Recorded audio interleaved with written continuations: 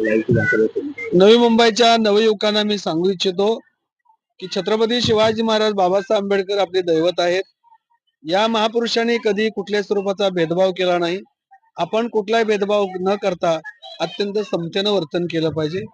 शिवरायांनी भीमरायांनी स्त्रियांचा आदराने सन्मान केला. स्त्री सुद्धा हिंमतवान असते, कर्तृत्ववान असते, बुद्धिमान असते. स्त्री पुरुष असा लिंगभेद करू नये. मुलगी सुद्धा वंशाचा देवा असते. आपले महापुरुष हे विज्ञानवादी होते. त्यांनी कधी अंधश्रद्धा बाळगल्या नाहीत. भविष्य पंचांग मुहूर्तावरती त्यांचा विश्वास नव्हता. तर आपल्या महापुरुषाचा विश्वास हा कर्तृत्वावरती होता. आपण कर्तृत्वान झाले पाहिजे. आणि सर्वात महत्वाचं, छत्रपती शिवाजीराजेंनी उभ्या आयुष्यात मद्याला स्पर्श केला नाही. बाबासाहेब आंबेडकर लंडन मध्ये राहिले, अमेरिकेत राहिले, पण दारूला स्पर्श देखील केला नाही. शिवराय आणि भीमराय अत्यंत निर्व्यसनी होते. निर्व्यसनी लोकच इतिहास निर्माण करतात, व्यसनी माणूस कदापि नव्हे. म्हणून आजच्या तरुणांनी निर्व्यसनी राहिलं पाहिजे, नीतिमान राहिलं पाहिजे. बाबासाहेब जागतिक कीर्तीचे विद्वान होते, एकदम विद्वान झाले नाहीत. त्यासाठी त्यांनी खूप व्यासंग जपला, खूप अभ्यास केला. तुम्ही अभ्यास करा, कष्ट करा, प्रयत्न करा. बाबासाहेबांच्या शिवरायांच्या जीवनात अनेक संकट आली.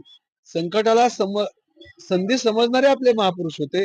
संकटामध्ये रडत बसणारे आपले महापुरुष नव्हते. ज्याच्या जीवनात संकट नाही त्याला संधी नाही. संकट नेहमी संधी सोबत घेऊन येतं. संकटाला संधी समजा. बाबासाहेबांच्या जीवनात अनेक संकट आली.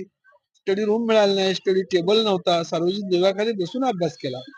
पण त्यांच्या इतका विद्वान व्यक्ती भारतात झाला नाही.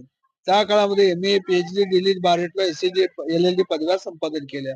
अनेक ग्रंथ वाचले, अनेक लिहिले, देशाचं संविधान लिहिलं त्यांनी. म्हणजे त्यांनी प्रतिकूल परिस्थितीवरती मार्ग करून यश मिळवलं. आज आपण त्यांची प्रेरणा घेऊन युवकांनी यशस्वी झालं पाहिजे.